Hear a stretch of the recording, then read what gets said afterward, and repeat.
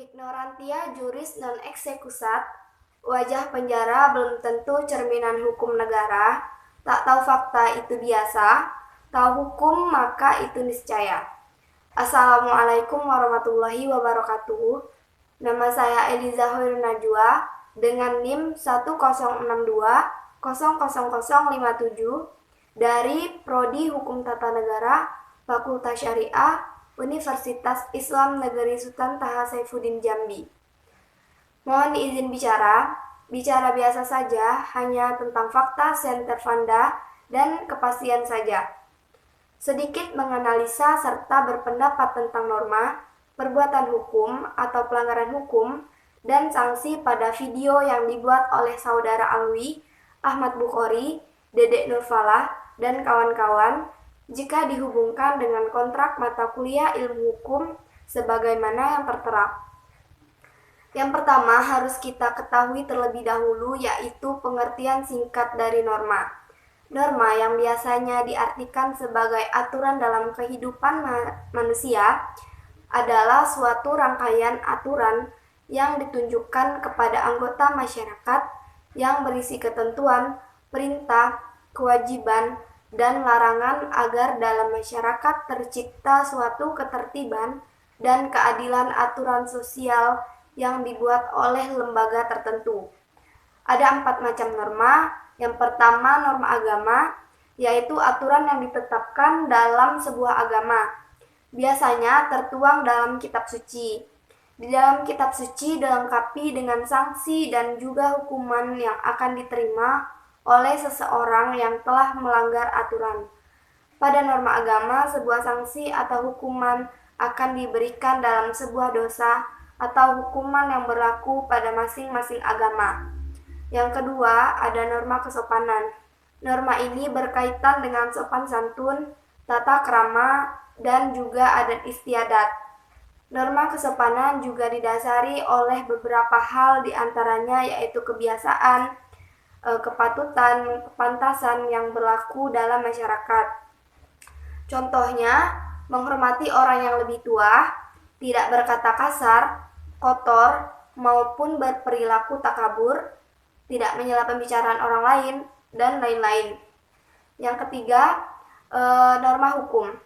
Memiliki arti peraturan hidup yang dibentuk oleh lembaga kekuasaan negara yang bertujuan mewujudkan ketertiban dan kedamaian dalam masyarakat, menciptakan keadilan dan kepastian hukum agar terciptanya tatanan kehidupan bermasyarakat, berbangsa, dan bernegara yang tertib, aman, rukun, dan juga damai.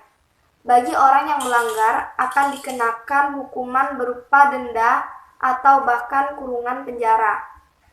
Yang keempat yaitu norma asusila atau norma kesusilaan.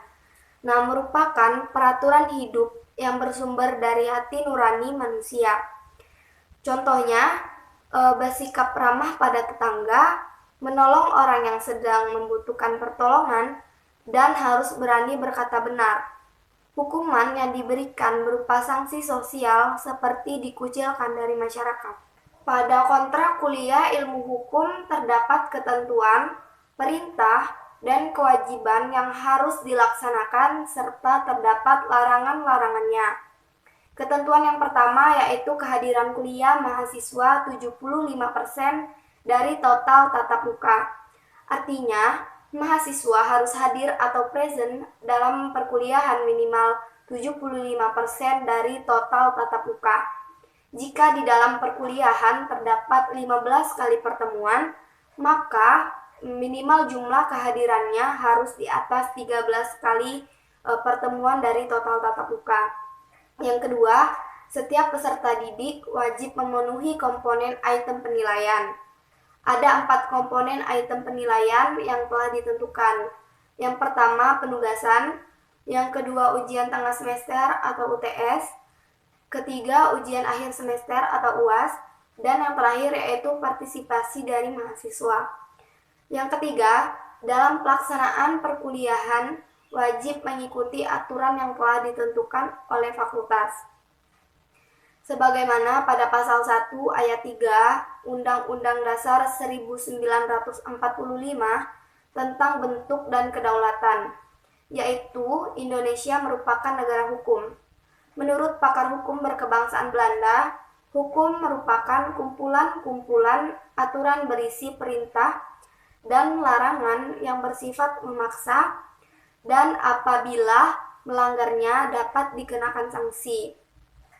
Pengertian lain menurut saya sendiri dari beberapa pengertian ahli hukum yang saya ambil kesimpulan bahwa hukum merupakan peraturan perundang-undangan yang dibuat oleh pemerintah untuk mengatur tata kehidupan masyarakat, baik itu tertulis maupun tidak tertulis, yang tidak boleh dilanggar oleh siapapun.